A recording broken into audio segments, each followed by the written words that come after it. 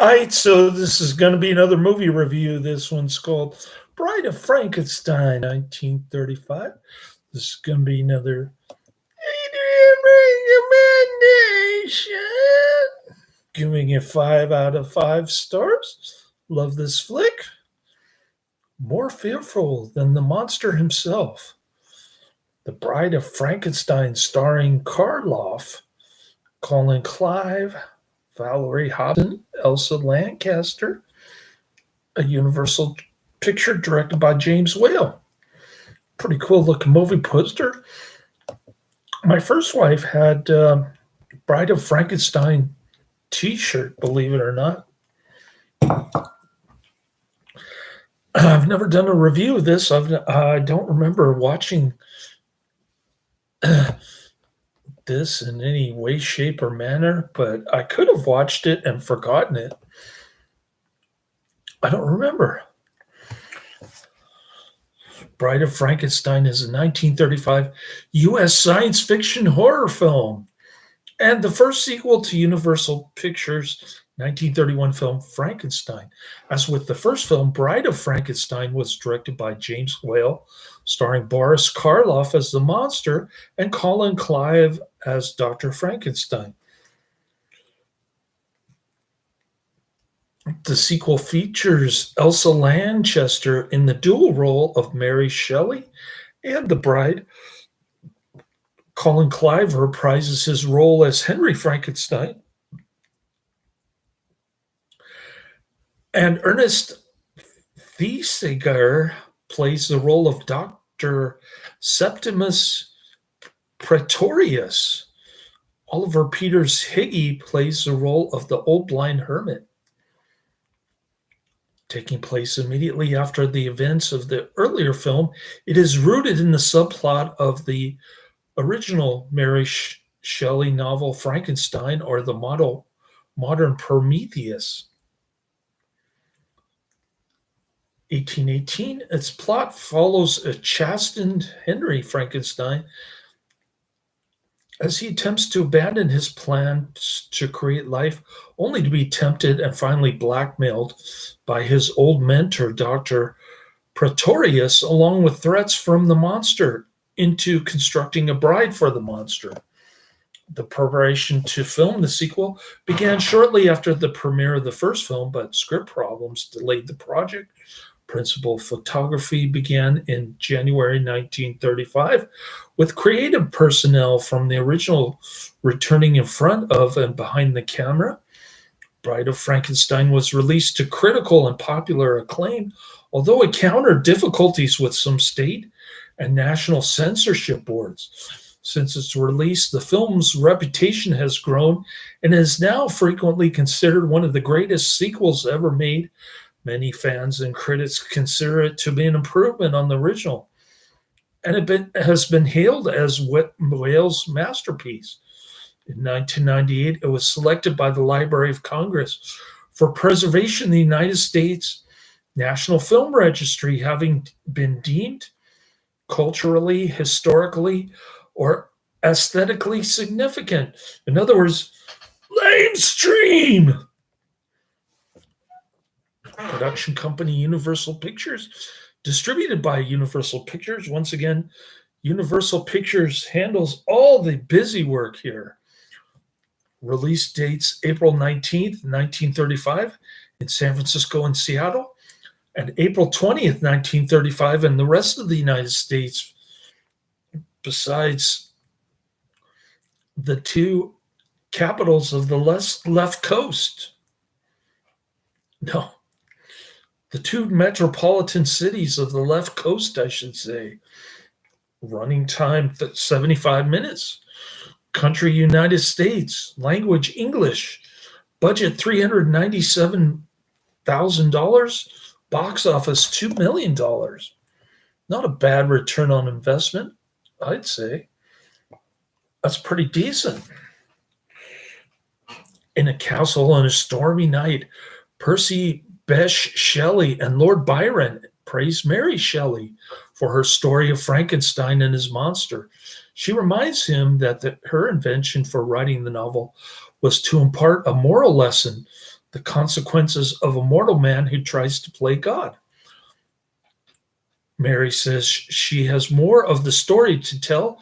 The scene shifts to the close of the 1931 movie Frankenstein, where villagers gathered around the burning windmill cheer the apparent death of the monster. Hans, the father of the girl the creature drowned, wants to see the monster's bones. He falls into a flooded pit underneath the mill, where the monster, having survived the fire, strangles him. Holding himself from the pit, the monster casts Hans' wife to her death. He next encounters Frankenstein's servant Minnie, who flees in terror. The body of Henry Frankenstein, who is thought to have died at the windmill, is returned to his fiancée Elizabeth at his castle home. Minnie arrives to sound the alarm about the monster, but her warning goes unheeded. Elizabeth, seeing Henry move, realizes he is still alive, nursed back to health. By Elizabeth, Henry has renounced his creation, but he still believes he may be destined to unlock the secret of life and immortality. A hysterical Elizabeth cries that she foresees death. She sees an apparition. That's what I got from the dialogue there. Henry visits the lab of his former mentor, Dr. Septius Pretorius. He's like some kind of crazy doll maker, where Pretorius shows Henry several homunculi he has created.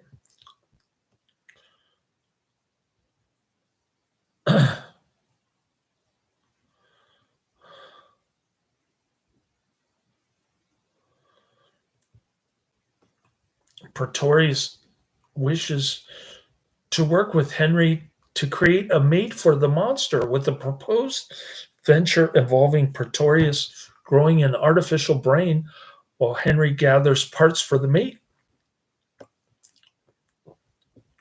The monster saves the young shepherdess from drowning. Her screams upon seeing the monsters alert two hunters, who shoot and injure him. The hunters raise a mob that sets out in pursuit. Captured and trussed to a pole, the monster is hauled to a dungeon and chained. Left alone, he breaks his chains, overpowers the guards, and escapes into the woods. That night, the monster encounters an old blind hermit who thanks God for sending him a friend. He teaches the monster words like friend and good and shares a meal with them. Two lost hunters stumble upon the cottage, including but not limited to John Carradine, and they recognize the monster. He attacks them and accidentally burns down the cottage as the hunters lead the hermit away. It was fascinating to see a blind man and a dumb monster interacting with each other. Very heartwarming, and it gave the monster a kind of human empathy, I think. Taking refuge from another angry mob in a crypt, the monster spies Pretorius and his cronies Carl and Ludwig breaking open a grave. The henchmen depart as Pretorius has supper. He has supper on top of the coffin. The monster reveals himself, eats some of the food, and he learns that Pretorius plans to create a mate for him. Well, what a coincidence. They just happen to bump into each other in some random crypt. You gotta love this movie. You gotta love it. Henry and Elizabeth, now married, are visited by Pretorius. Henry expresses his refusal to assist Pretorius, who calls the monster. The monster demands Henry's help, but to no avail. Pretorius orders the monster out, secretly signaling him to kidnap Elizabeth. Pretorius guarantees her safe return upon Henry's participation. Henry returns to his lower laboratory and, despite himself, grows excited over his work. he says, "She's alive! She's alive!" He starts getting all excited, like he's got this blasphemous urge again. After, but he doesn't blaspheme after he says it's alive. After being assured of Elizabeth's safety, Henry completes the bride's body.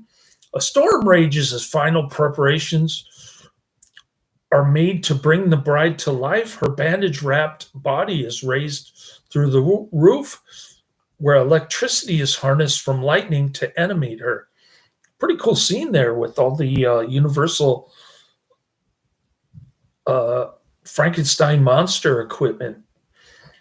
Henry and Pretorius lower her, and after realizing their success in bringing her to life, they remove her bandages and help her stand. And she's got a frizzy hairdo. The monster comes down from the steps after killing Carl on the rooftop, and he sees his mate. The monster reaches out to her and asks, "Friend?" The bride, screaming, rejects him. He observes, "She hate me like others." As Elizabeth races to Henry's side, the monster rampages through the lab. Before destroying everything, the monster pauses and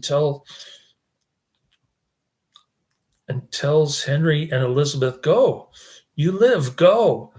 To Pretorius and the bride, he says, "You stay. We belong dead." While Henry and Elizabeth flee, the bride hisses at the monster. That's a pretty cool lobby card for the 1953 re-release.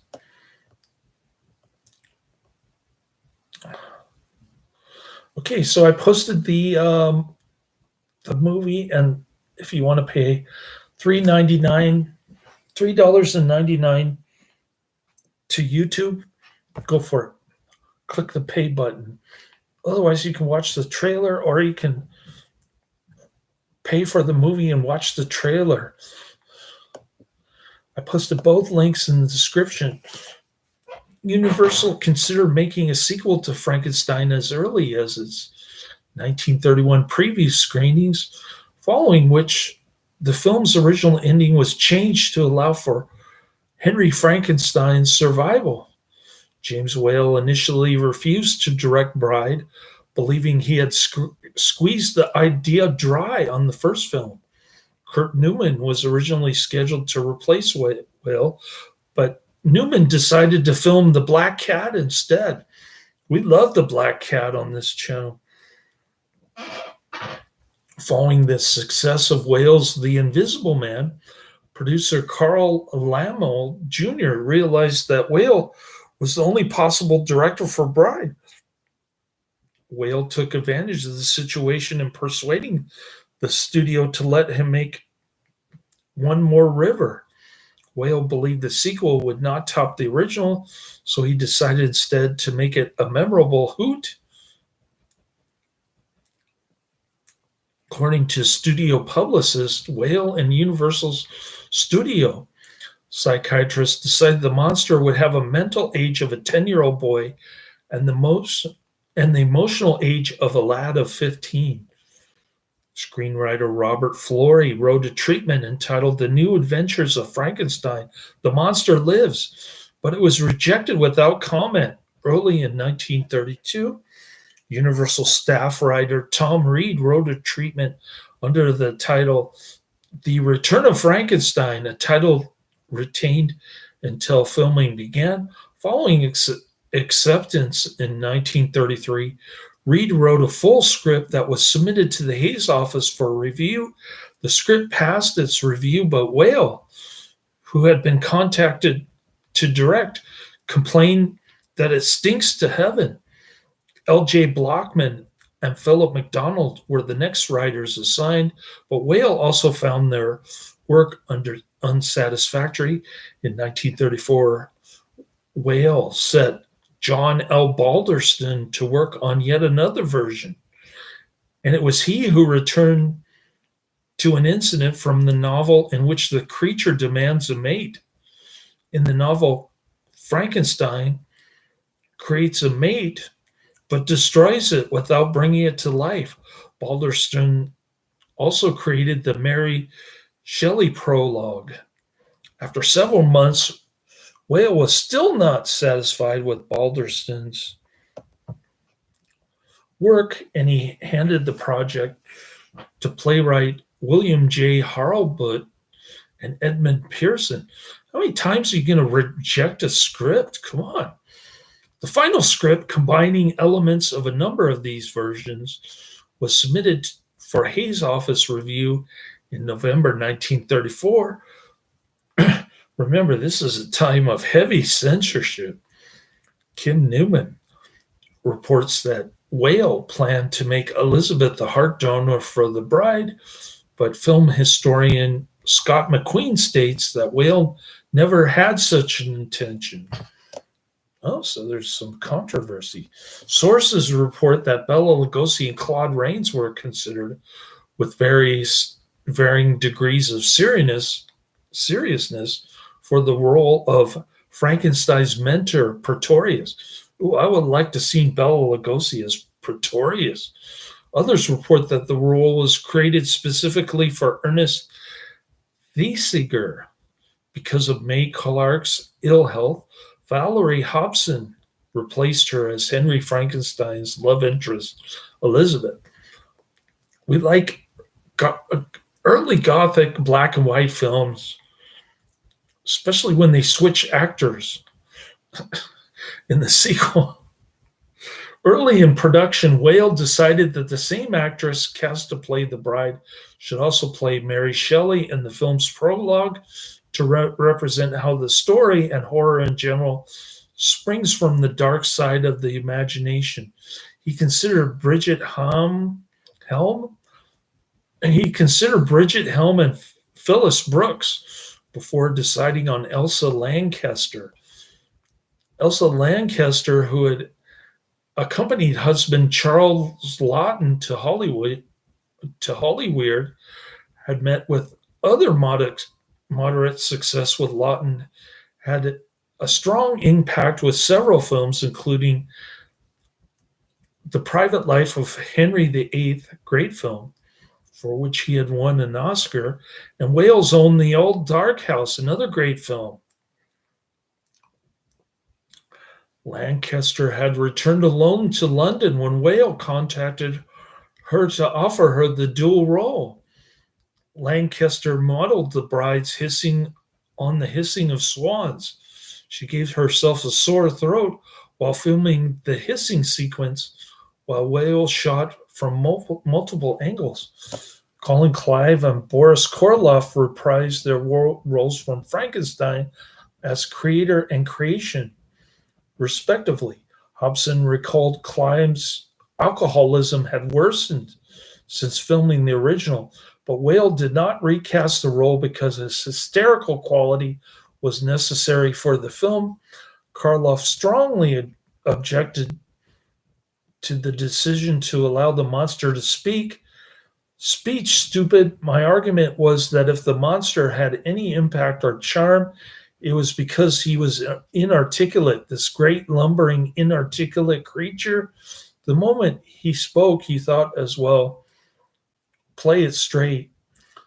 This decision also meant that Karloff could not remove his dental plate. So now his cheeks did not have the sunken look of the original film. Whale and the studio psychiatrist selected 44 simple words for the monster's vocabulary by looking at test papers of 10-year-olds working at the studio. Dwight Frye returned to play the doctor's assistant, Carl, having played the hunchback Fritz in the original. Frye also filmed the scene as an unnamed villager and the role of Nephew Glutz, a man who murdered his uncle and blamed the death on the monster. Boris Karloff is credited simply as Karloff, which was Universal's custom during the height of his career. Elsa Lancaster is credited for Mary Wollstonecraft Shelley, but in a nod to the earlier film, The Monster's Bride is credited only as a question mark just as Boris Karloff had been in the opening credits of Frankenstein. Universal makeup artist Jack Pierce paid special attention to the monster's appearance in the film. The bride's lightning streaked hairdo is an iconic symbol of the character and the film. He altered his 1931 design to display the after effects of the mill fire, adding scars and shortening the monster's hair. Over the course of filming, Pierce modified the monster's makeup to indicate that the monster's injuries were healing as the film progressed. Pierce co-created the bride's makeup with a strong input from Whale, especially regarding the bride's iconic hairstyle. Based on Nefertiti, the queen of the 18th dynasty of ancient Egypt, the great royal wife of Pharaoh Akhenaten.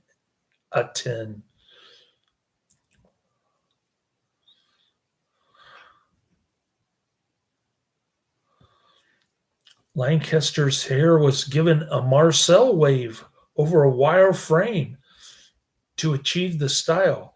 Lancaster disliked working with Pierce, who said that she really did feel that he made these people like he was a god. In the morning, he dressed in white as if he were in a hospital to perform an operation. To play Mary Shelley, Lancaster wore a white net dress embroidered with sequins of butterflies, stars, and moons, which the actress had heard required 17 women and 12 weeks to make.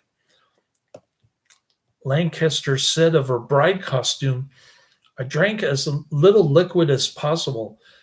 It was too much of an ordeal to go to the bathroom. All those bandages and having to be accompanied by my dresser." Kenneth Strickfaden created and maintained the laboratory equipment. Strickfaden recycled a number of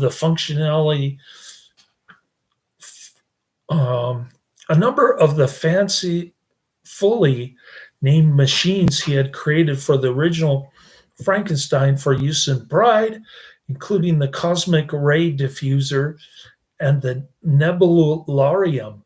A lightning bolt generated by Strickfaden's equipment has become a stock scene appearing in any number of films and television shows.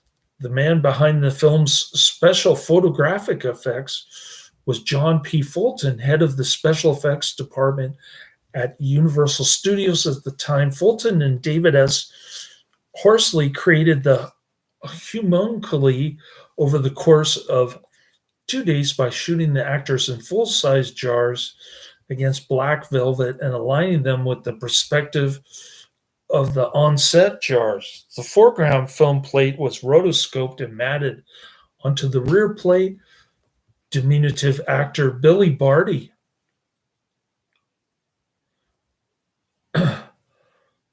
is briefly visible from the back in the finished film as a homunculus infant in a high chair, but Whale cut the infant's reveal before the film's release. Whale met Franz Wackman at a party and asked him to score the picture. Whale told him nothing will be resolved in this picture except the end destruction scene. Would you write an unresolved score for it? Waxman created 3 distinctive themes, one for the monster, one for the bride, and one for Pretorius. The score closes at Whale's suggestion with a powerful dissonant chord intended to convey the idea that the on-screen explosion was so powerful that the theater where the film was being screened was affected by it. Konstantin Bakalinnikov conducted 22 musicians to record the score in a single 9-hour session. I love the score to this film. Dun, dun, dun, dun, dun, dun. Shooting began on January 2nd, 1935, with a projected budget of 293,750 US dollars, which would have been $6.53 million as of 2024, almost exactly the budget of the original, and an estimated 36-day shooting schedule. On the first day, Karloff waded in the water below the destroyed windmill, wearing a rubber suit under his costume. Air got in the suit and expanded it like an obscene water lily. Later that day, Karloff broke his hip, necessitating a stunt double. Clive had also broken his leg. Shooting was completed on March 7th. The film was 10 days over schedule because Wales shut down the picture for 10 days until Hagee became available to play the Hermit, with a final cost of $397,023 or $11.1 million as of 2024. Bride was more than $100,000 or $2.22 million as of 2024 over budget. As originally filmed, Henry died fleeing the exploding castle. Whale reshot the scene to allow for their survival, although Clive is still visible on screen in the collapsing laboratory. Whale completed his final cut, shortening the runtime from about 90 to 75 minutes, and reshooting and re-editing the ending only days before this film's scheduled premiere date. I think we like the short 90 minutes version. I mean the short 75 minutes version, excuse me. Boris Karloff, director James Whale, and cinematographer John J. Mescal are shown on the set of Bride of Frankenstein on Wikipedia. Bride of Frankenstein was subjected to harsh censorship, both during production by the Hays Office and following its release by local and national censorship boards.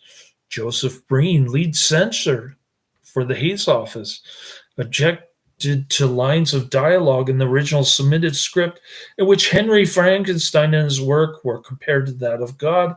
He continued to object to such dialogue in revised scripts and to a planned shot of the monster rushing through a graveyard to a figure of a crucified Jesus Christ, our Lord and Savior, and attempting to rescue the figure from the cross.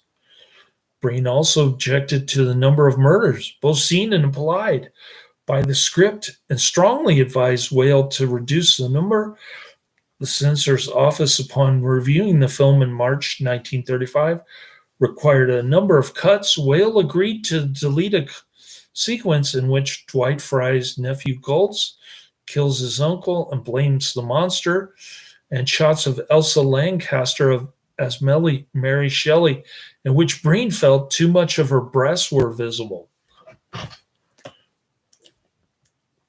What, the top part of her breast? Despite his earlier objection, Breen offered no objection to the cruciform imagery throughout the film, including a scene with the monster lashed Christ-like to a pole, nor to the presentation of Pretorius as a coded homosexual. Bride of Frankenstein was approved by the Production Code Office on April 15th. Following its release, with the code seal of approval, the film was challenged by the censorship board in the state of Ohio. Censors in England and China objected to the scene in which the monster gazes lovingly upon the body intended for reanimation as the bride, citing concerns that it looked like necromania. Universal voluntarily withdrew the film from Sweden because of the extensive cuts demanded, and Bride was rejected outright by Trinidad, Palestine, and Hungary. Additionally, Japanese censors objected to a scene in which Pretorius chases his miniature Henry VIII with tweezers, asserting that it constituted making a fool out of a king. Henry VIII was a fool. What are you talking about? Colin, Clive, Elsa, Lancaster, Boris, Karloff, and Ernest Thesiger. The film premiered on April 19th in San Francisco, California, at the Orpheum Theater. The film went into general release on April 20th. Bride of Frankenstein was profitable for Universal, with a 1943 report showing that the film by then had earned approximately $2 million, which is $35.2 million in 2024 money for the studio, a profit of about $950,000 or $16.7 million as of 2024. What has the government done to our money?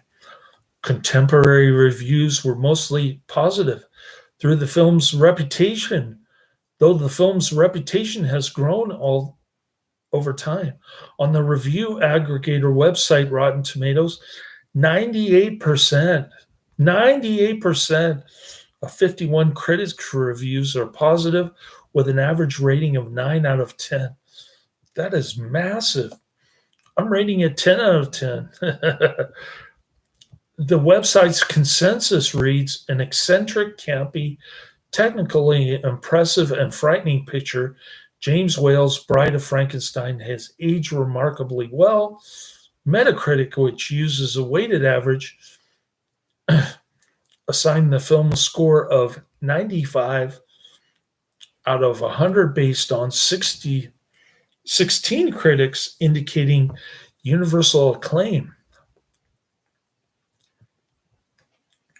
So it looks like Rotten Tomatoes got the more accurate score on this one.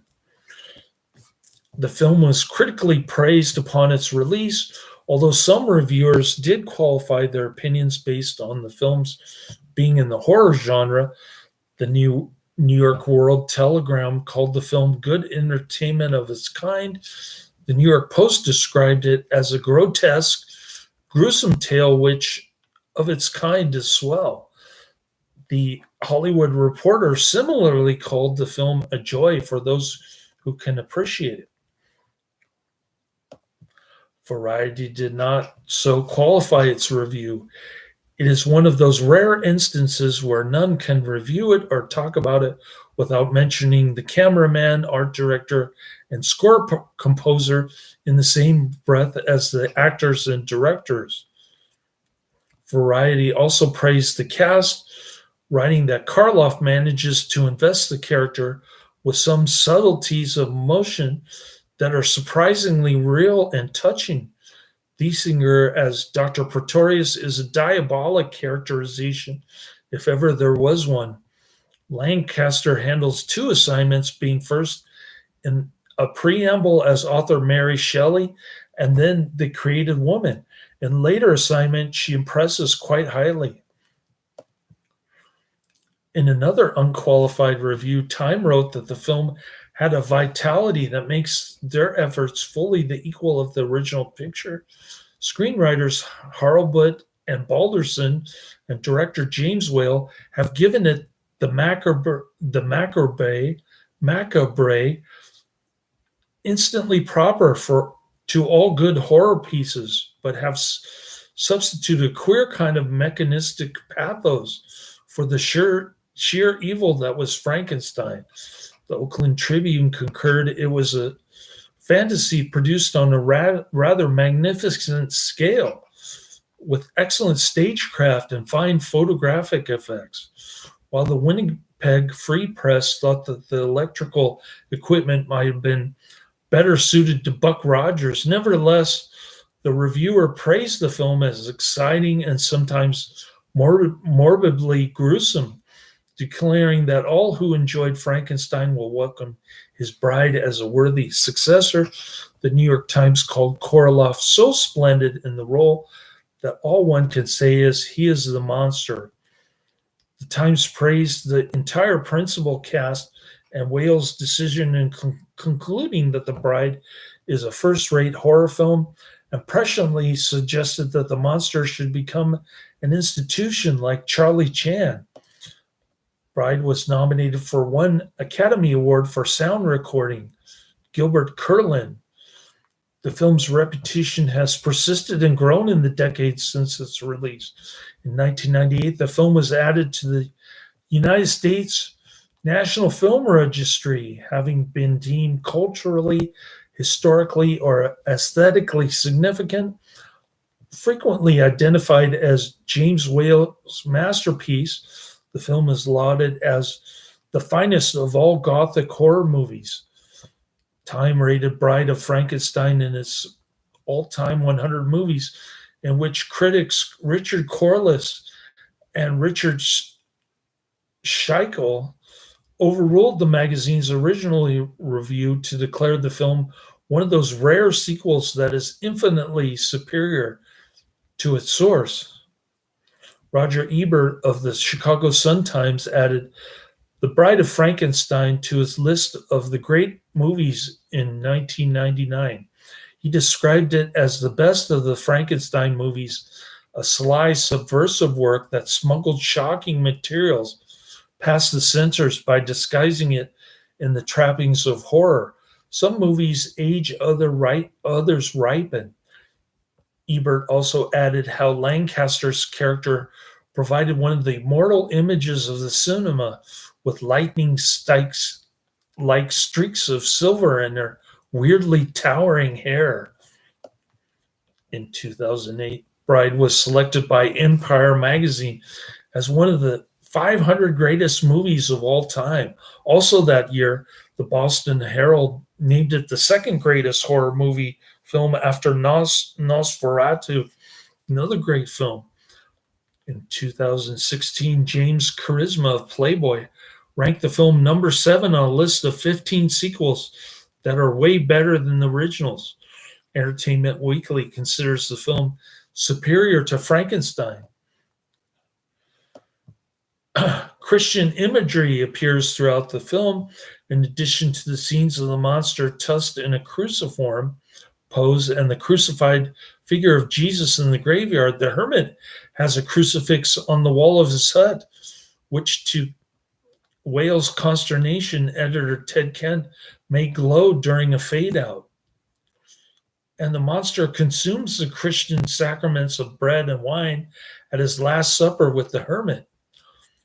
Horror scholar David J. Schall suggests that Wall's intention was to make a direct comparison of Frankenstein's monster to Christ. Film scholar Scott McQueen, noting Whale's lack of any religious convictions, disputes the notion that the monster is a Christ-like figure. Rather, the monster is a mockery of the divine, since having been created by man rather than God, it lacks the divine spark. In crucifying the monster, he says Whale pushes the audience's buttons by inverting the central Christian belief of the death of Christ, followed by resurrection. The monster is raised from the dead first, then crucified. In the decades since its release, modern film scholars have noted the possible gay interpretations of the film. Director James Whale was openly gay, and some of the actors in the cast, including Ernest Thesiger and, according to rumor, Colin Clive, were respectively gay or bisexual.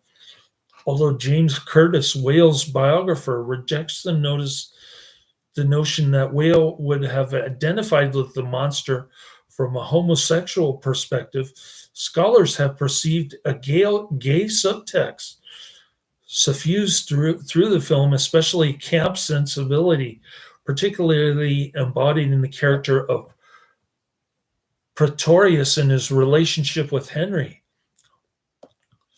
Gay film historian Vito Russo, in considering Pretorius, stopped short of identifying the character as gay, instead referring to him as sissified, sissy itself being Hollywood code for homosexual.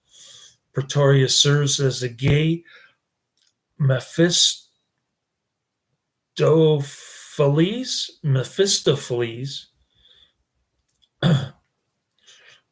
a figure of seduction and temptation, going so far as to pull Frankenstein away from his bride on their wedding night to engage in the unnatural act of creating non-procreative life.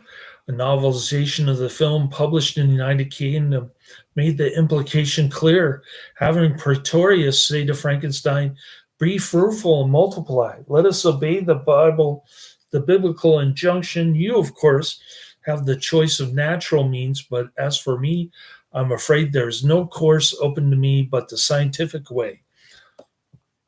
So he's a gay guy trying to make life out of nothing.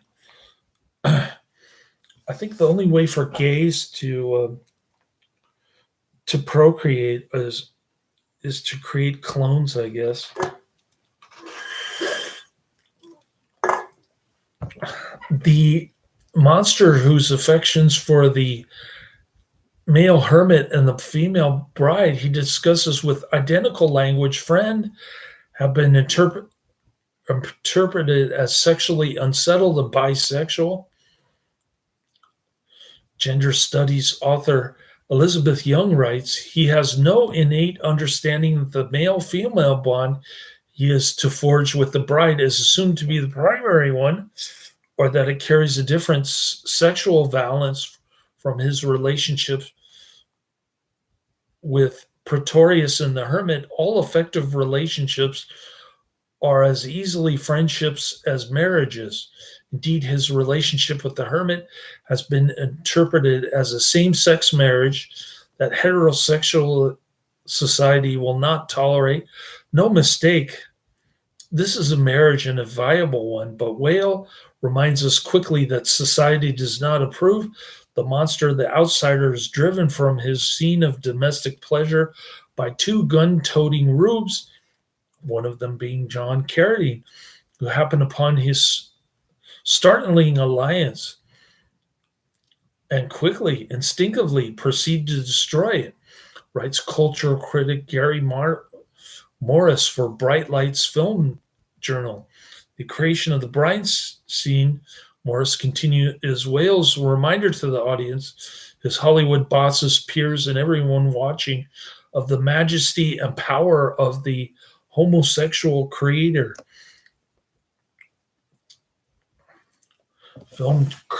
Filmmaker Curtis Harrington, a friend and confidant of Whale's, dismissed this as a younger critic's evaluation.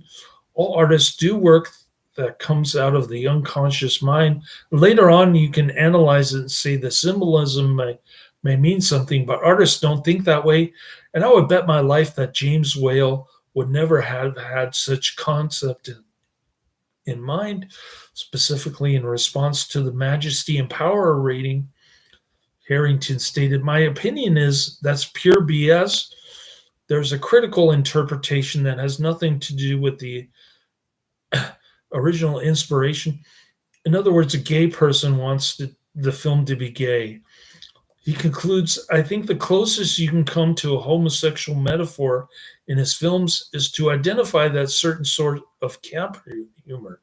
Whale's companion David Lewis stated flatly that Whale's sexual orientation was not germane to his filmmaking.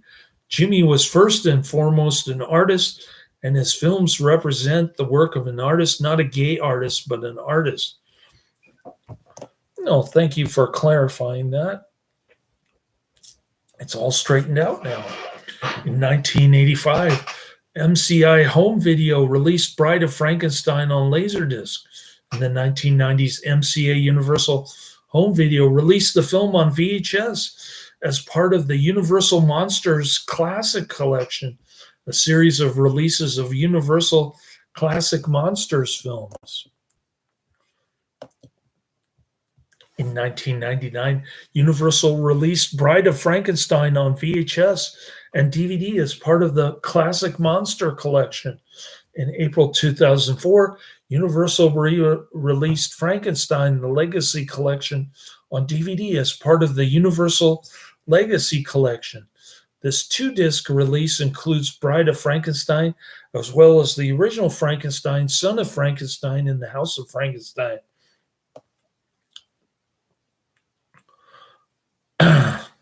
All great films.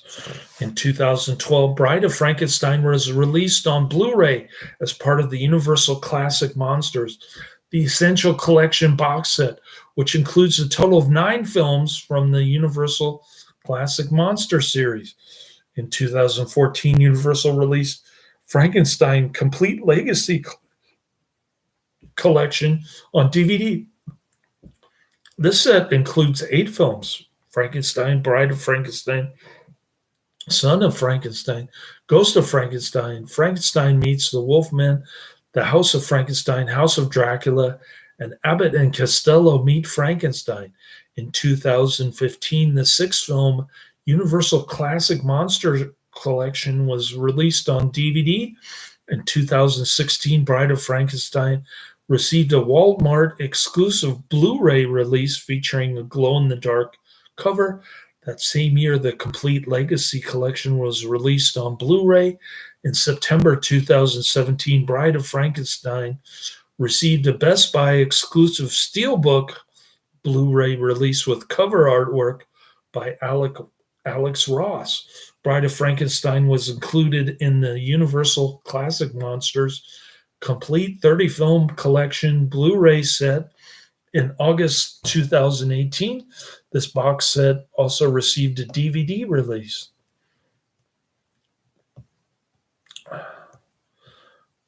And now we go to the IMDb section.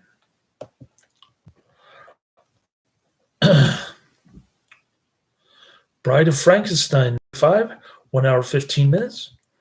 Gets a whopping 7.8 out of 10 on IMDb.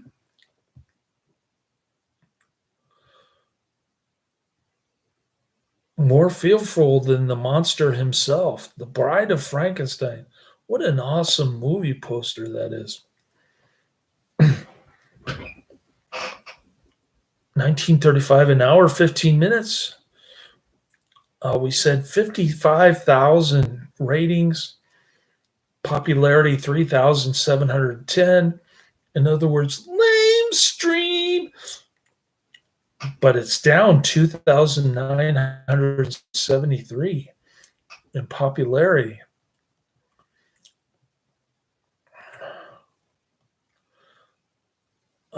Five Oscar wins and 4 nominations total. Is that right?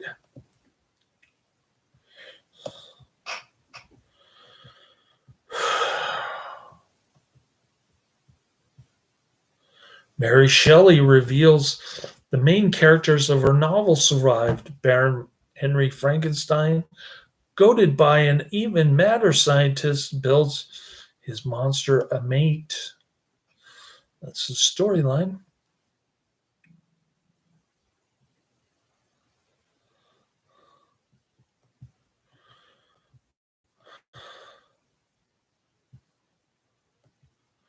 More like this: Frankenstein, the Invisible Man, Dracula, and the Wolfman. Cinematographer John Mescal's drinking had become so problematic that the studio had to provide a car to get him safely to and from the set. James Whale liked that he worked fast and rarely wasted time fussing with incidental camera and lighting hardware. He was still very good in his job, even when drunk. In the prologue explaining what happened in the first Frankenstein, 1931, a man is shown close up being strangled by the monster. However, the monster's sleeves are torn and his arms already burned by the windmill fire. Clearly, this close-up was newly filmed and inserted as if it was in the 1931 movie. Quotes from Dr. Pretorius, "To a new world of gods and monsters." That's a famous quote. In the opening and closing credits, the monster's mate is listed as being played by Elsa Lancaster is only billed as playing Mary Shelley. The director's cut was 87 minutes long, but producer Carl Lamy Jr. imposed a number of cuts to tame down the director's excesses. The prologue was cut, making it difficult to understand the present dialogue. The body count was reduced from 21 to 10. 2 love scenes between the couple and a toy representing the monster with a child had deleted. The amount of 12-minute footage has subsequently been lost, making it impossible to reconstruct the initial idea by James Whale. This was edited into House of Dracula from 1945. Soundtracks Frühlingslied,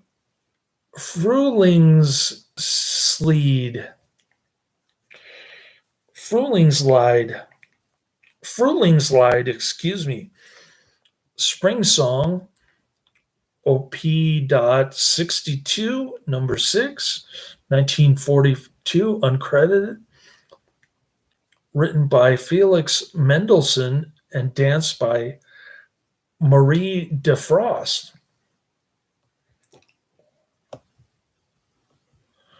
Okay, here's a glowing review from Camera Obscura, dated July 11, 2006, giving it a 10 out of 10, the same as my review. The title of the IMDb review is one of the all-time classics from the silver screen. The review also refers to Frankenstein, 1931, the epitome of the universal horror classics made by one of the greatest practitioners of the genre, James Whale. He always wanted to be an A-list director and used to have mixed feelings about his horror work. Reluctant to make a sequel, he managed to assure himself of complete creative control over the project, putting together a unique blend of terror, suspense, and tongue-in-cheek comedy that was quite unlike anything made before and has rarely been equaled ever since. It has been noted, but the original 1931 Frankenstein should be seen first, as this one picks up the storyline where Frankenstein left off. Considering the combined running time of about 140 minutes, both films can easily be watched back to back. Good idea. The story sets off with a clever prologue between Mary Shelley, a short but great performance by Elsa Lancaster, who also plays the bride, and Lord Byron, who asks her to continue the tale of Dr. Frankenstein. Still recovering in his castle after the escape of the monster, he is visited by the even more insane Dr. Pretorius, Ernest Thesiger. He is also experimenting with creating life, the miniature humans, and Pretorius tries to persuade Frankenstein to join forces in order to create a female companion for the monster, Boris Karloff. This is still at large, wreaking havoc in the surrounding countryside, with Frankenstein monster running amok, breaking chains, busting through jail. Although both films are justly hailed as classics, in my opinion, Bride of Frankenstein holds up much better to modern audiences than the original. Basically, 2 things stand out. Great music score is added. I'll agree with that, which make everything seem much more alive and fast-moving than the original film. Secondly, the black humor and its sense of self-parody, spoofing the genre, and even underpinning Whale's earlier films greatly adds to the fun compared to the more basic and primitive Frankenstein. Admittedly, this is partly due to a larger budget, but combined with the fabulous production values, splendid sets, stunning photography, and absolutely striking special effects that still look pretty amazing even by today's standards. I was stunned by the scene in which Dr. Pretorius shows off his miniature people that he keeps in the glass jars. Even modern day special effects specialists couldn't figure out how they did it. I don't know anything that comes even close until CGI took over, computer generated effects. The eccentric Ernest Thesiger plays the role of his life and almost walks away with the film with this wonderful portrayal of the menacing Dr. Pretorius, who delivers one classic line after another, but the rest of the cast is just as good, with particularly outstanding roles for, of course, Boris Karloff as the monster, Elsa Lancaster in the dual role as the bride billed as question mark, and Mary Shelley, and Una O'Connor as Minnie, Frankenstein's servant. I think it's one the very few films that can be enjoyed at almost any level, equally fun for older children and lovers of classic horror. This film proves that horror can be funny and intelligent and can be combined with splendid cinematic virtues. Not just Whale's best, this is one of the all-time great films. Camera Obscura, 10 out of 10. So there you have it. The last review of my weekend. Still no comments or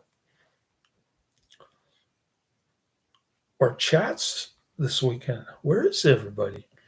I got one comment that Michael J. White died. I guess Karate Man ran out of movie recommendations, which means that I can go back to adding some of the stuff that I like more. Speaking of which, the top of my list looks like this. Number 1, Blind Husbands, 1919, which is one of my picks. Last Action Hero, 1993, which looks like a Karate Man recommendation. And then we've got Home Alone, 1990, which was an initial Adrian recommendation, but not coincidentally. Karate Man tried to recommend it too, not knowing that it was already on my list. So those are the next 3 coming down the pike. A couple of lesser known movies, followed by a super lame stream movie. So we'll get to it later this week. I'll make sure that I get all my Friday grocery shopping done on payday. Pay a couple bills, and wait for my car bill. I'm in financial trouble. I've been using my credit card for about a week now, or actually 2 weeks now. So it's been rough. It's been a rough 2 weeks. I'm living off my credit card, but I'm waiting for the insurance lawyers to finish all of their legal shenanigans so I can get a settlement early next year. That's what I'm hoping for. Laters.